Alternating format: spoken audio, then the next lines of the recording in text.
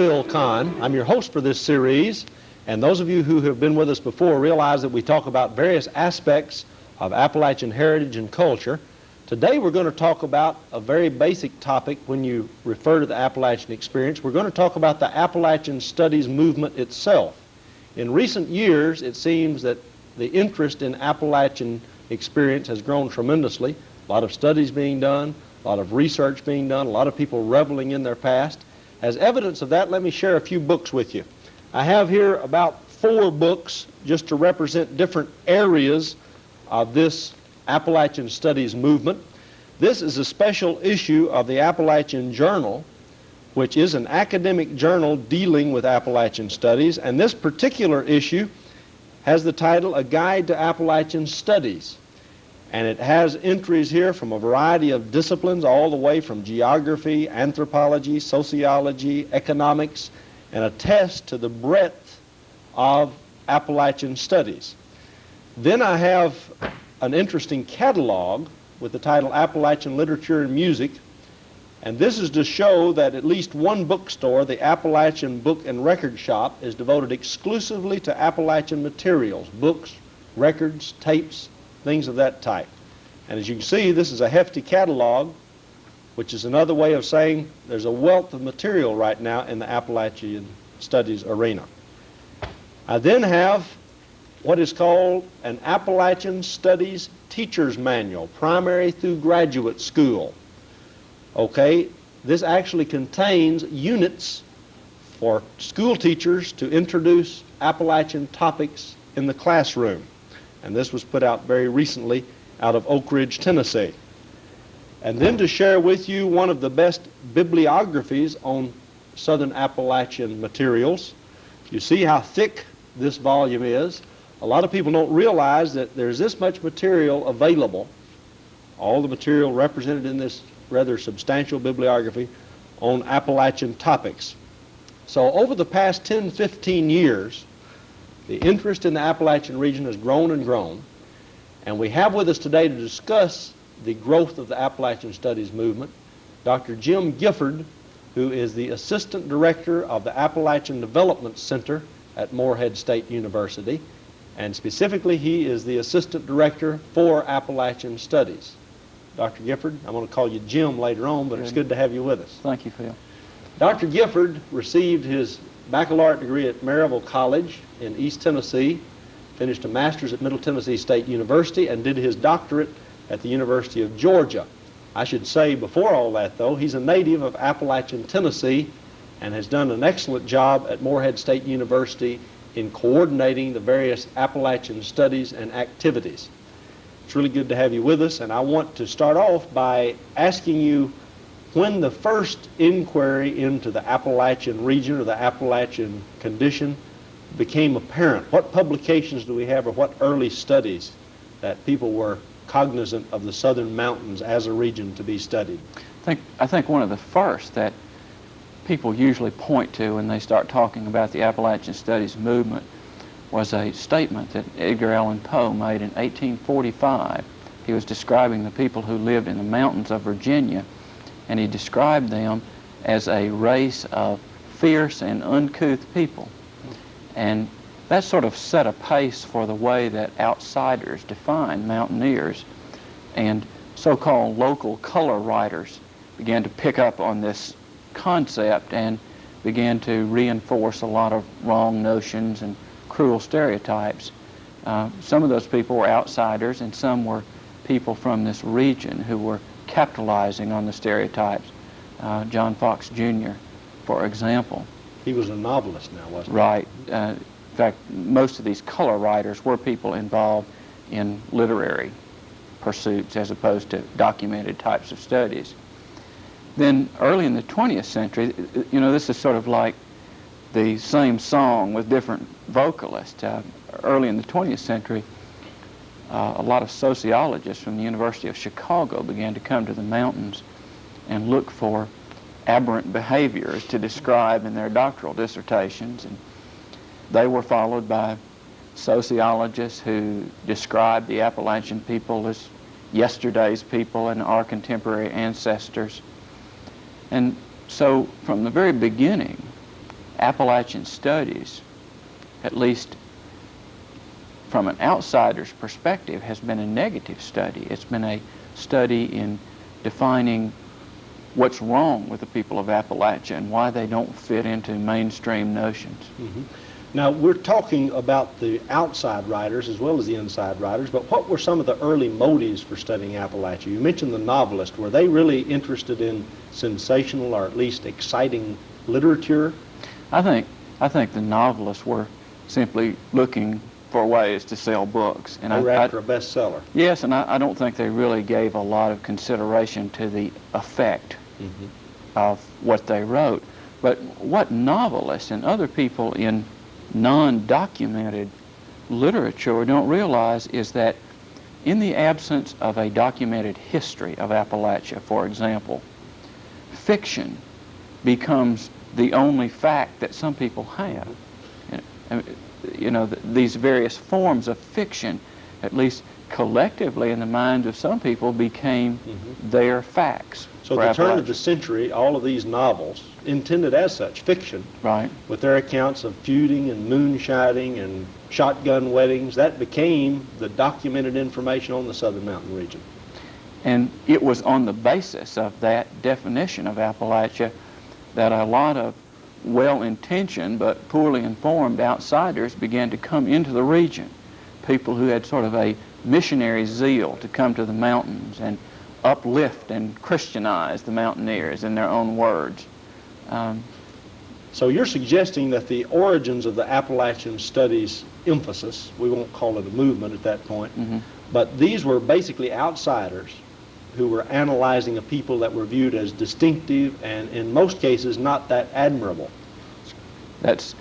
I think that's a good summation, right, of how Appalachian studies got started. Other than being sensational, though, what might have been some of the other motives of early writers? Were they trying to justify their crusades, or were they really into scholarship, although it was not that highly refined? What were their motives in writing about the region?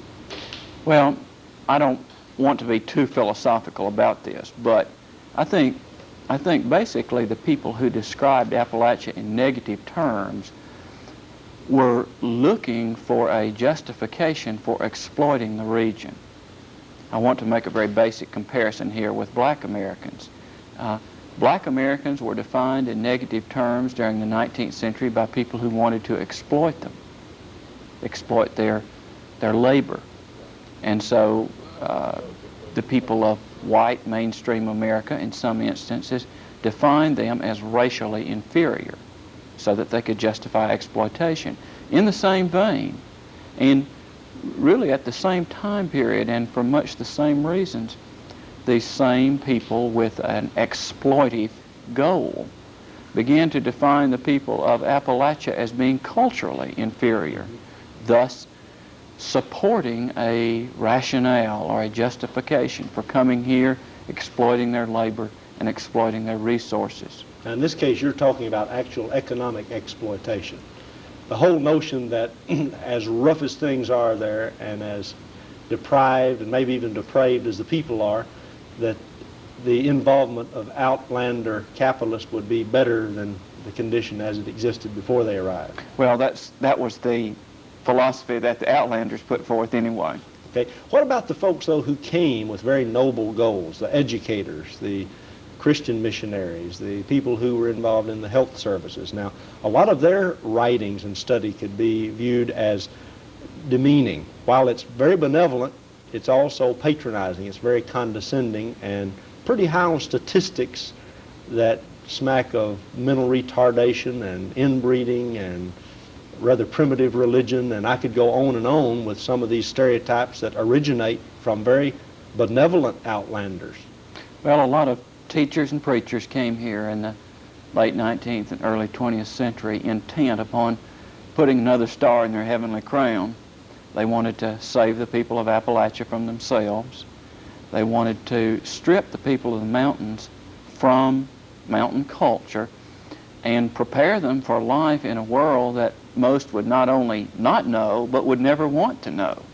But I think that's why we usually describe this as sort of a missionary period as far as Appalachian history and Appalachian studies are concerned. I think these well-intentioned people simply came and made the mistake that so many people have made in history. They evaluated people on the basis of their standards and their culture rather than on the standards and culture of the people that they were evaluating. This brings up a very interesting book that I'm sure you're familiar with by Harry Shapiro called Appalachia on Our Minds. And you might want to give some of the thesis of that book, but basically Shapiro says that the whole notion of Appalachia is really a fabrication of folks that wanted a distinctive region to pick at, look at, the whole notion that there's some benefit for folks in having the otherness called Appalachia. Well, I think anyone who has ever lived in Appalachia and has ever had a first-hand Appalachian experience realizes that this is no figment of anybody's imagination. I mean, my background and your background are just two testimonies to the fact that this is a very real experience, and it's a different historical experience than other Americans have had. And for anyone to argue that the Appalachian experience is simply an intellectual experience, that it is a figment of a collective mind, is about as illogical, I think, as arguing that the black experience is simply a figment of someone's mind, or that black Americans are just like white Americans except they have different color skins. A lot of people do seem to avoid, though, the label Appalachia or Appalachian.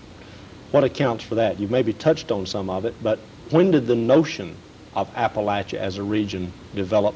How recent is it? Is it a term that's been used a long time? It's very recent. I think, at least as far as I'm concerned, a positive use of the term Appalachian and a positive Appalachian studies movement really did not begin until after World War II, and really did not become pronounced and effective until the 1960s.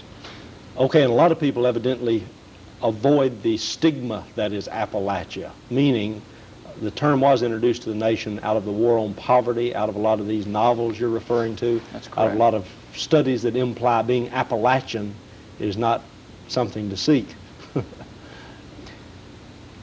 I think for a long time the people in the mountains themselves did not realize that their historical experience was different than the historical experience of other white Southerners.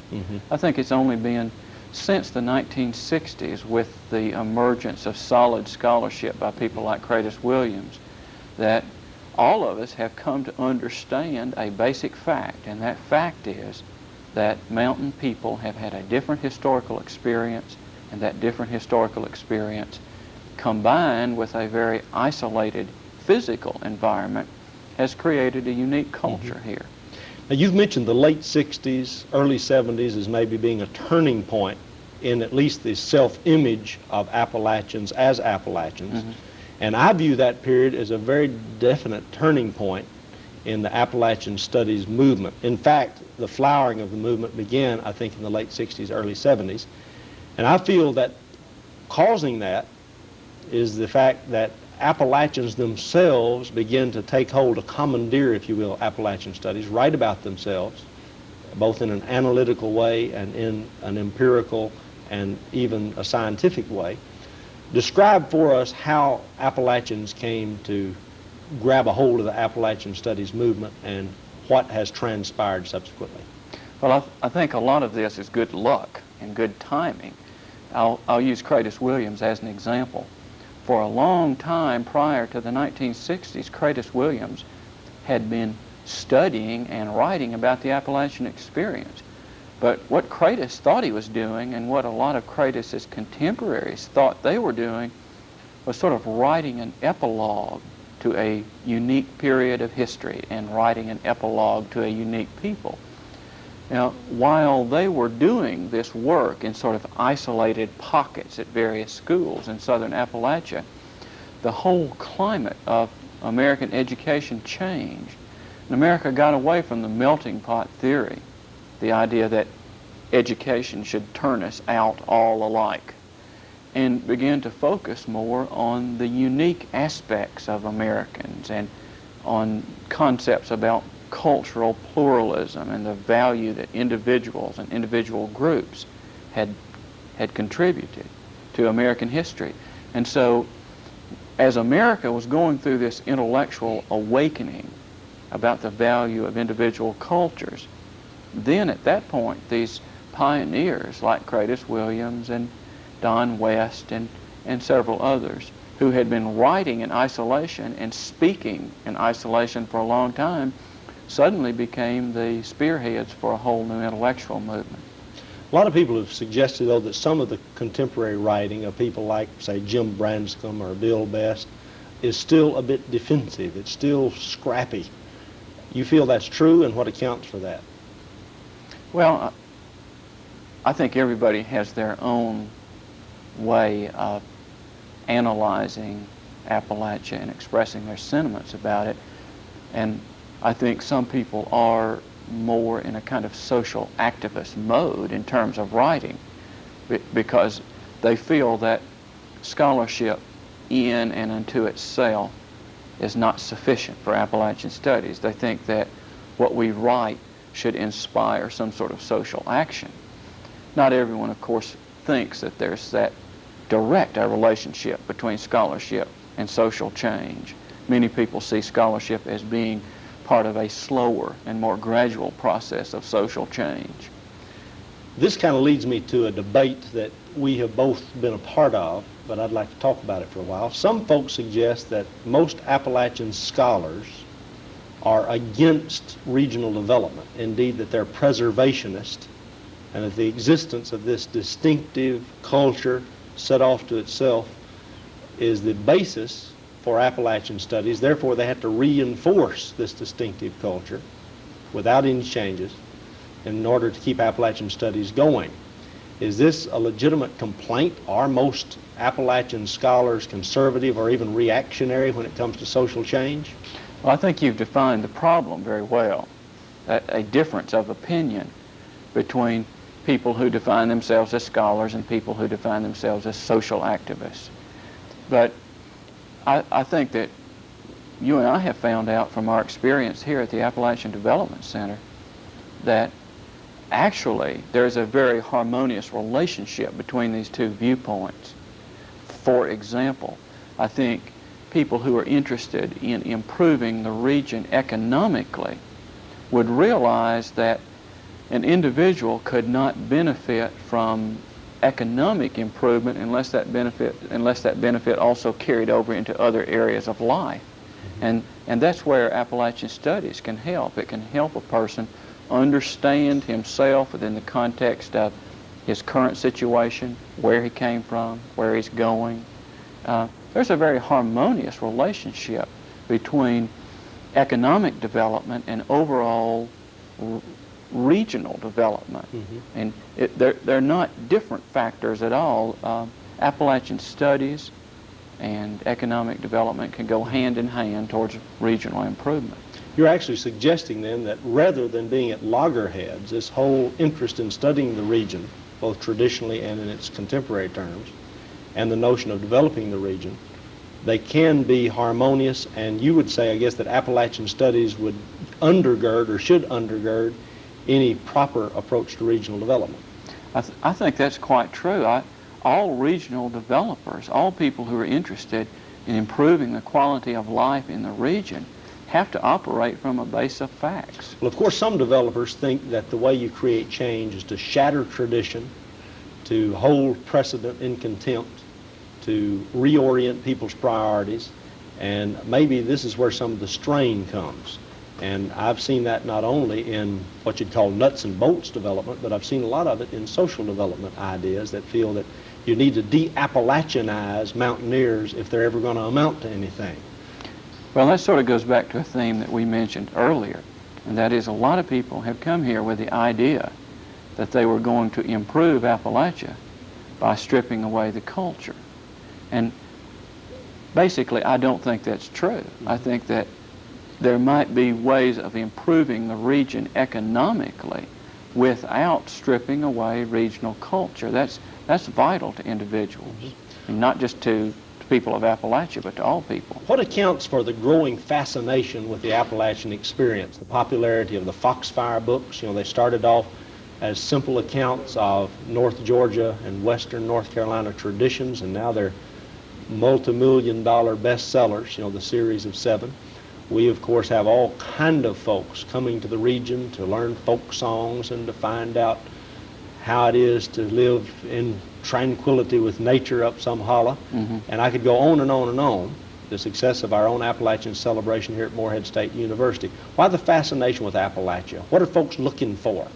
Well, of course, there's all sorts of factors that prompt new movements, but I'm sort of inclined to think that what has popularized this interest in Appalachia is the difficult economy that we're facing. I think people are looking for a more down-to-earth way of life in some instances. They're thinking more in terms of a way of life that is more frontier-oriented. They're thinking about things that Appalachian people have thought about always, living off the land, making things with their hands, homesteading, a lot of things that are sort of recently discovered by some people are things that Appalachian people have been always practicing. Of course, a lot of people suggest that the prosperous want to reflect on or wax nostalgic in viewing things that are earthly. You're suggesting that some folks might have even a more pragmatic reason to be interested in the simple things of life. Maybe the simple things of life is all some folks can afford in the future. Well, I think that's certainly one factor that's prompting an interest in Appalachia, although a very different group of people are beginning to look at Appalachia and be interested in Appalachian art and craft. People who have people who are at a different place economically are interested in acquiring Appalachian art, for example. If you're trying to inspire some school teacher or superintendent, I'm talking now about public schools, but I could also speak of a university, to institute an Appalachian Studies program, what would be compelling justifications you would give? What is the value of Appalachian Studies other than just the whole notion of liberal arts education and general edification? Well, I think the most compelling justification for Appalachian Studies is that all education should be focused on the individual. And education is a way for individuals to better function in their own environment. And in this particular instance, Appalachian young people in public schools should have their education set in their own environment. They should learn something about themselves and where they're from and what their traditions are, and then gradually tie that into larger themes about the relationship between their region and their state and their nation and their world. I think that's just a common sense educational approach. It's kind of the whole notion then that you should know something about the beautiful things of all cultures, but until you start with your own, you have very little basis for comparison, perhaps. I think that's well said. How about the literature, the teaching aids at the elementary and secondary level? Are there many aids, or most of it just college level material? Well, Appalachian Studies is still a new intellectual and academic movement, and a lot of the materials are still being developed. There is still a great deal of room for improvement as far as developing materials that can be used in the public schools, although some progress has been made at schools like Berea College and Alice Lloyd College and Morehead State University. We still have a long way to go in terms of providing public school teachers with materials that they can use in their classrooms. Of course, a lot of folks would suggest that cultural studies, and maybe in Appalachian Studies you're talking also about regional studies, that these things are passing fads. They come and go. We talk about ethnicity some decades and then we forget all that. And that the only things that matter are your good old basics, you know, your nuts and bolts disciplines of math and languages and history from a very broad rather than narrow perspective. Is that true? Is that a reason to avoid putting Appalachian studies into a major curriculum? Do you feel that Appalachian studies represent a fad? No, in fact, it's hard to give a long answer to that question because basically I just don't agree with that particular philosophy. I don't think this is a passing fancy. In fact, Cratis Williams has said on a number of occasions that what we're doing now is really just the tip of the iceberg as far as interest in Appalachia. And he cites, for example, hundreds of doctoral dissertations that are currently being written about the region. And those dissertations will help us get a better feel for the actual Appalachian experience, and eventually that material will be filtered down at all educational levels. I know as a young Appalachian, I have heard of all kind of success stories from outside the region, people I should emulate, virtues that I should try to pattern myself after. Are there any Appalachian virtues that people around the country should look at and study at this point? Do we have much to teach contemporary America? You know, I think that question ties in with the question that you asked a while ago about what people find when they come here, what's the benefit of Appalachia. I think there are some things about Appalachian people and institutions that are different in terms of degree than you would find in other cultures. For example, I think mountain people are more tied to their family than any culture in America. There's a stronger relationship with family members. There's a stronger love. And sort of as a corollary to that love of family, there's probably a stronger love of land and place among Appalachian people than any people in America. In fact, at a very basic level, I think a lot of the things that made America a great country are things that are being preserved by Appalachian people today. Jim, I wish we had a lot more time, but we don't. We've gone through 30 minutes very quickly. So I want to thank you for joining us, and I want to thank our audience for being with us as we discuss the Appalachian Studies movement. Do join us again next week, and we'll take up another aspect of Appalachian heritage and culture.